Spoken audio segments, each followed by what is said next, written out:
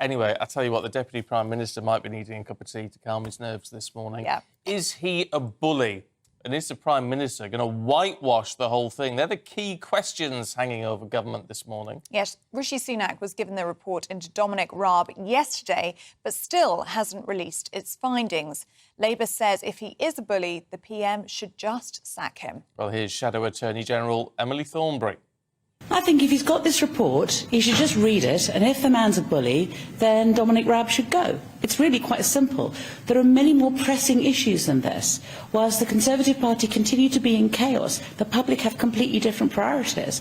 Actually, what we should be doing is we should be having politicians who are focused on the cost of living crisis, on why it is that wages are stagnating, why we're having to wait for months, if not years, for hospital treatment. This shouldn't be what politics is about. Politics should be about making people's lives better.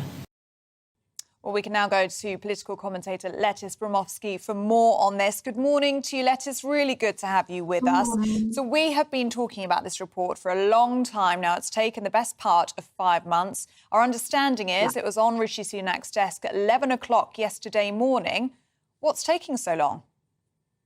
Well, that is the question, isn't it? And I think one part of this is we were just listening to Emily Thornberry chat there, and she says, this is simple, this is clear cut. But actually, I think this length of time is showing that it isn't simple.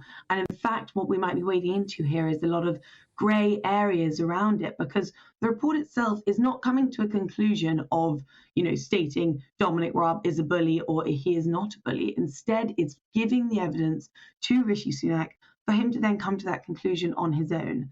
Now, we know from previous experience that Rishi Sunak can make swift decisions when he wants to. Nadeem Zahawi was sacked within a matter of hours after the investigation into his tax affairs. But the situation is different with Dominic Raab.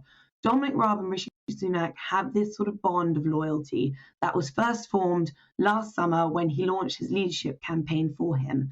And then more recently, if we look at more recent political situations, Rishi Sunak needs Dominic Raab, particularly in this battle to stop the boats and get the legislation through on stopping the boats.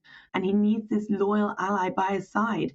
So it hasn't been as clear cut for him from a personal standpoint either. So Rishi Sunak's found himself in this very tricky situation. And I think, simply it is not as clear cut as people are thinking at first it might be.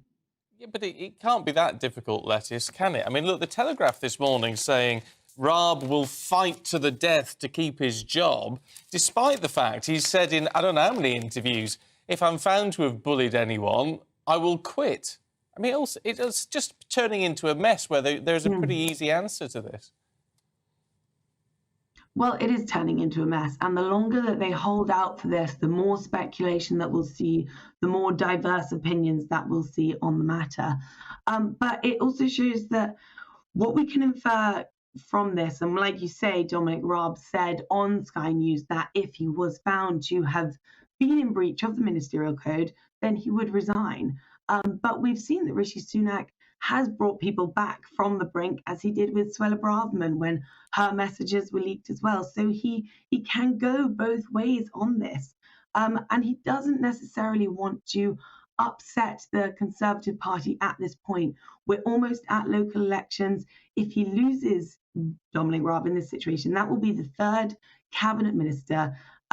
He will be, the second prime minister to have lost 3 cabinet ministers in 6 months. Which isn't looking good for his promise of having a accountable and integrity-driven government at this stage. And also the fact that the Conservatives at the moment, they're on a united front. And to lose Dominic Raab, he's very long-standing. He's been a very popular politician, maybe not with civil servants, but definitely within his party. Hold on, Lettice. Hold on. You said if he goes, it doesn't look good for having an accountable government at this stage. But it would be good, wouldn't it? I mean, that is saying you are accountable. It looks terrible if he stays. That's what looks bad. It looks like a whitewash. Well, that all depends on what this report is saying at the moment. And of course, we have not seen the findings of this report. We've only seen the sort of speculation so far on what it says. And as you've just mentioned, the government has promised they will be transparent and they will be releasing the findings of this report. So that, again, is opening them up to everyone's personal opinion on this. It landed We've on had it landed on the spoken. PM's desk. It landed on the PM's desk at 11:30 yesterday morning. If it cleared him, he would have found out by 25 to 12. Well, again, it wasn't coming to a certain conclusion. This report is meant to be very lengthy. It's got 8 complaints in it. It spans across 3 different government departments. But there's also this national debate that we're having about what is appropriate workplace conduct, what is deemed harassment, and what is simply seen as firm management. And a lot of the critics of this are saying that if Rishi Sunak here sets a precedent that, if civil servants can begin making complaints about their minister of their department, and it will get them fired, it's setting a precedent that some might then begin to abuse this and allow it to discredit ministers in the future. And we can't allow our ministers to become afraid of demanding high levels of work ethic. When Priti Patel was undergoing her bullying report, there was a section within that essentially said that working for a ministerial department, working within government is different from working in other jobs and workplaces. There is a certain amount of high pressure, and sometimes this can come across as whether that's that firm management or harassment. We're going to have to wait and see what this report says at the end of the day, but hopefully we will be seeing that report ourselves early next week. Lettice, do you think there could be a theory here that Rishi Sunak is trying to stall things to force Dominic Raab's hand, to force him to resign if he has been found to be a bully, and therefore he doesn't need to make the difficult decision?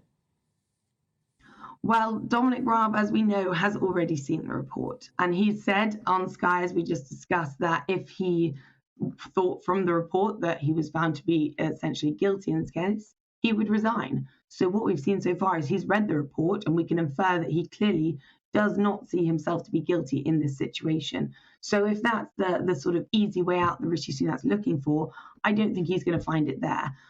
Owing to the new ministerial code, though, Rishi Sunak can also, there are other routes other than simply sacking him at this point. He can do a public apology. He can go without his ministerial pay for a certain amount of time. So I'm sure that these are all other areas that Rishi Sunak will be looking into as well as potential options. OK, Lettice, for now, thanks very much indeed.